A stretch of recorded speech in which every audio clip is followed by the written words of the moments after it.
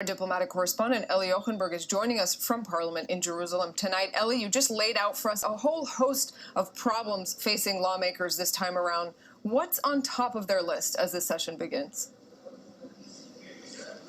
Yes, well, Israel is not known for its stormy winters, but when we're talking politics, that's definitely the case. And as you've mentioned, many hot topics on the table. And with me to discuss this issue further is Professor Yossi Yona of the Zionist Union. Professor Yona, thank you very much for talking to us tonight. So it really is sufficient enough to look at what happened here in the last couple of hours to understand that the Israeli political arena is boiling, maybe even only starting to boil. First, it is very exciting to come back, after a long break. And as you were saying, definitely it's going to be very stormy and hot. We're going to have a very stormy, hot winter assembly. Vis-a-vis a lot of issues that, we already talked about, such as the budget itself. And we see that actually the budget as it is, it doesn't answer, it doesn't tackle effectively the main problems facing Israeli society. And talking about, for instance, the rising, roaring cost of living that remains unsolved.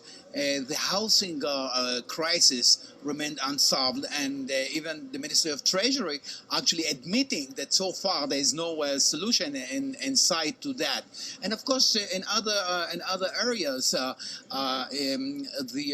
remaining gaps in the access of education services, health education between center and periphery, all those issues actually show that the government, I would say, failed so far to come up with good solutions to these burning problems. Well, two pressing matters are the issue of the Mona outpost and, of course, the public broadcaster. Both of their issues threatening the stability of the government, and a potential solution for Netanyahu might be expanding the government, perhaps joining the Zionist Union or some of it into the government. So, briefly, comment on what you want. Now, you're bringing a lot of, bringing up a lot of issues.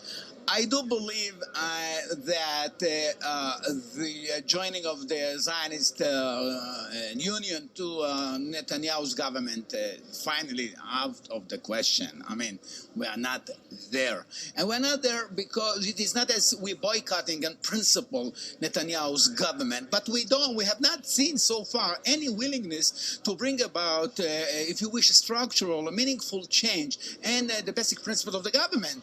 And so what on earth are we going to be there? Are we going to be just, like kind of guests in this government? So I think, as I said, this would be out of the question. Now, think about the issue as the Israel Broadcasting Authority.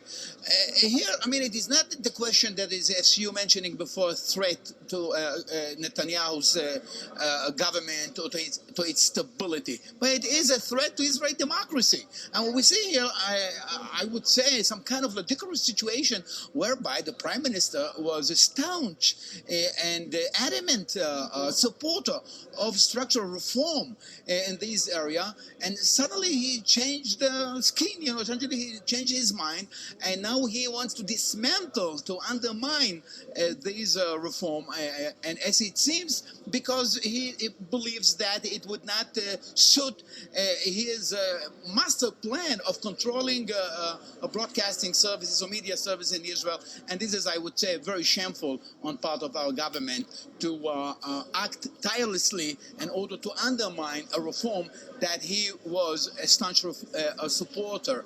Yes, indeed. I'm sorry to cut you. We don't have any more time. Indeed, many topics on the table. Thank you very much, Professor Yona, and we'll back to you in the studio. li24news, thanks very much.